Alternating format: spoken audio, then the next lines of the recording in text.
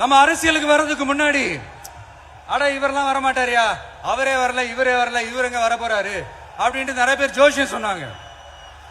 அப்புறம் நம்ம கட்சியினுடைய பேர் அறிவிச்சதுக்கு அப்புறம் பேரு தானே அறிவிச்சிருக்கிறாரு, மக்கள் கிட்ட பேர் வாங்கணும்ல, அதெல்லாம் முடியாதுன்னாங்க.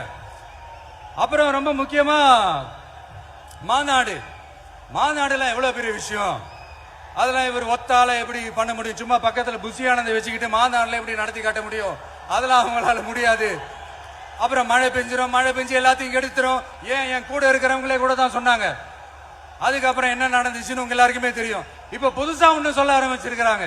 அது என்னடானா, ஆட்சியை பிடிக்கிறதெல்லாம் அவ்வளவு ஈஸி இல்லை இல்லையா.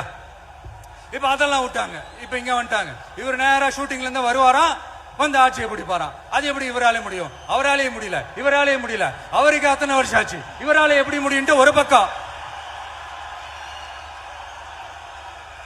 இன்னொரு பக்கம் கூட்டம்லாம் ஓகே தான், அது எப்படி ஓட்டா மாறும் அப்படின்றது இன்னொரு பக்கம். இப்படி கதை, திரைக்கதை, வசனம், இயக்கம், பாடல்கள்,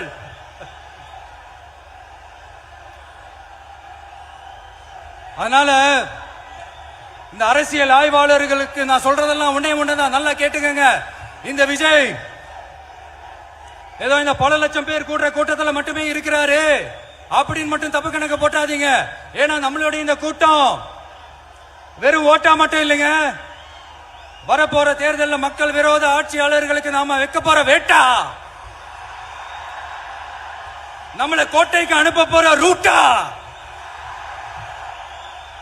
இருக்க போதுன்னு சீக்கிரமாவே தெரிஞ்சுப்பீங்க. ஏன்னா கோடிக்கணக்கானவங்களோட ஹார்ட்லயும் வீட்லயும் ஏற்கனவே ஆல்ரெடி உயிரா உணர்வா உறவா இருக்கிறோம். நம்மளுடைய கனெக்ட் எல்லாம் வெறும் மக்களோட மட்டும்தான். நாம யாருன்னு அவங்களுக்கு தெரியும், அவங்க யாருன்னு நமக்கு தெரியும். நாமளும் நம்ம மக்களும் எப்படி இருக்கிறோம்னு எதிரிகளுக்கு நல்லாவே தெரியும். இருந்தாலும் இந்த விஜய் எதுக்குப்பா வந்திருக்கிறாரு, இவர் என்ன புதுசா என்ன திட்டம்லாம் சொல்லிட்டாரு அப்படின்னு வேற நிறைய கேள்விகள்.